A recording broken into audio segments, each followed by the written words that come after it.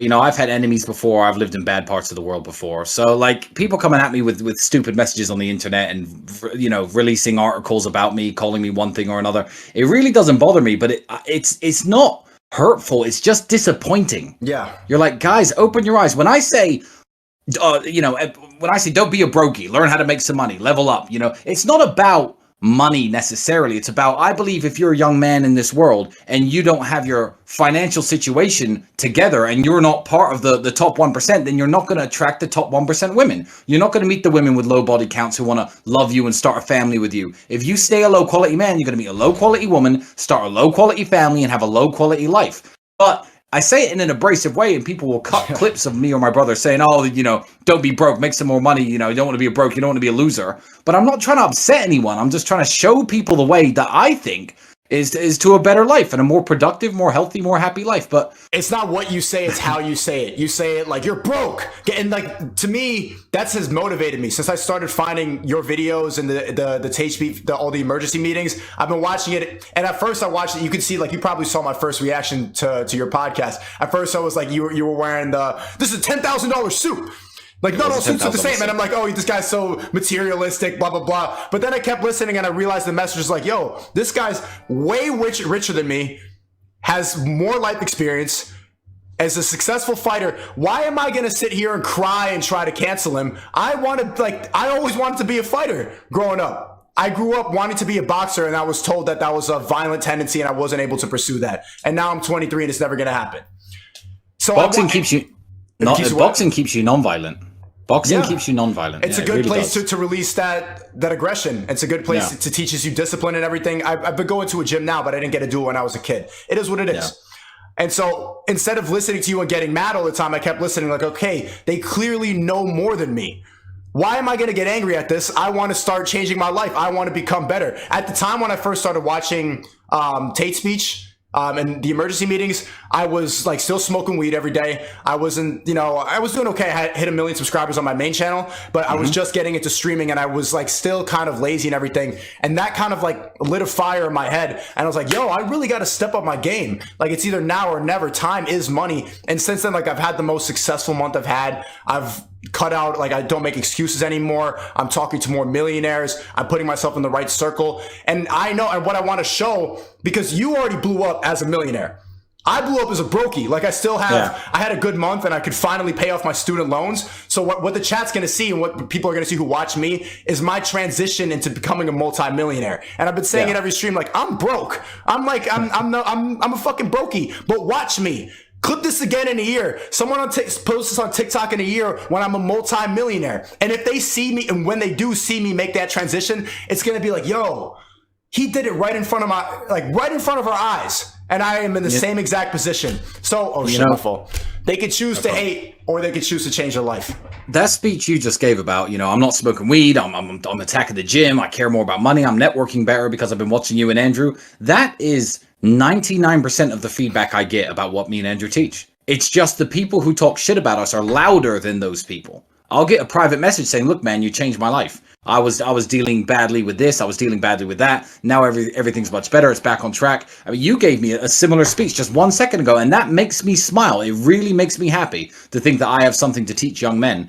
And the people who hate me are just louder than all of those people. And the people that hate you are kind of feminine. The people that hate you are kind of feminine, because, like, ultimately what men need is like a tough older brother figure. Someone to be like, yo, keep your head up, pussy. You acting like a bitch. I had one.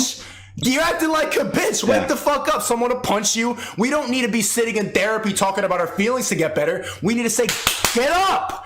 That's how we get motivated. The people that are loud and hate you, gay people, triggered feminists, fat men who don't want to improve. They've given up. They've already given up. You can categorize your haters, and they're the same as the people who hate me. They're people who gave up. And that's why it doesn't make me mad. And you all look the same. If I asked, like, L3 Productions or the L3 podcast, I saw the H3 for you. If I asked Ethan Decline, all his audience to post a selfie, they would all look exactly the same. Green hair, overweight, they, them. So it's like, why am I going to get mad at these people? It's the difference between the people like you and the people like Lasanabi and Ethan Decline is the difference between ambition and complacency.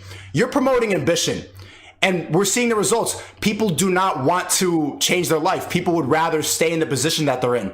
Whereas Lasanabi and Ethan Decline, they're promoting complacency. It's okay. It's fine this way. Everything sucks. This is bad. It's an echo chamber. But I saw a TikTok of him recently saying, "Hey Andrew, I may be fat and blah blah, but I have a wife. A woman chose me." And that one line, I just thought, a woman chose me. When you're a man at the top, you get to choose the women that you want to be with. A woman chose you. Well done. Like his dynamic is so wrong, even in that one line, which is one of the only things I've ever heard this guy say, by the way. So when you say I don't have social media, I don't have a TikTok account. Neither do I. Oh yeah, I don't have a TikTok account. I'm not that big in consuming social media because I feel like my use for social media is I feel like I have a good message to put out there. So I concentrate on content creation rather than content consumption. But yeah, you're right. Everybody who has a problem with me or my brother looks exactly the same way. And I think they've given up to the point where it's easier to attack us and say that we're wrong because no matter, Ethan could never become me. It's done. His ship has sailed. He's at least 15 years older than me. He looks it for sure. He could never be me or Andrew. So better to keep his audience, keep his people happy, keep making his money from his super chats. But these people have made us famous. They don't understand that they were our greatest weapon. When I say they're the loudest voice, yeah, you do some videos on us, cool, and I appreciate the spike. But when I see little spikes in traffic in YouTube and my Instagram blowing up, I'm like, okay, who's made a hit piece on me? And they'll be like, oh, this guy's made a hit piece on you. I'll look at the picture. I'll be like, yeah, well, no surprise. Thanks for, your audience. Because not everyone watching them has given up. They may be fat, they may be lazy, they may be complacent, but 10% of the people watching think, oh, you know what, that Tate guy, actually, he has something positive to say. Ooh, maybe I'll give his channel a browse. Maybe I'll subscribe to him. Maybe I'll join the Hustlers University program. Maybe I'll try to educate myself on what these people know, because I don't want to be like the guys I'm watching on YouTube. So I steal their audience, and they've made us so famous. And that makes them so mad, and they have nothing else to do but continue to make us famous. They still talk about us all the time. The worst thing you could do for me, for all these guys out there, is just stop saying my name everywhere. They can't help it. They can. It's kind of like how Trump won the election in 2016. All the mainstream media, all the same demographic of people could not stop talking about Trump. And they didn't realize that by saying his name over and over again, the people, the silent majority was like, oh, okay, this Trump guy, he's an outsider. He's not like the rest of them. So the more they tried to hit piece, eventually he won the fucking election. What started off as a joke, somebody that was just like, and it's pretty much the exact same thing with your rise to fame. And it's a way to navigate around cancel culture. So many of my YouTube contemporaries, they get so afraid, like I'll be at a party and then there's a spike in the Cove. So they can't post a video for 2 weeks because they don't want their audience to be like, why weren't you wearing a mask and staying at home? You were at a party during a spike. And so they need to navigate around cancel culture. But I encourage a lot of the people, the new content creators, to just don't give a fuck about that, because it might hurt your feelings a little bit seeing the hate comments, but it's better to just let them be mad about you, because it's, if you know, you know. The people who really resonate with the message will see the people crying and complaining and realize the truth. Yeah, and the love is so much greater than the hate as well. People say, how do you deal with the negative comments? I'm like, one, it doesn't bother me, but for every one I get, for every one stupid message I get 9 positive ones, saying, hey man, you helped me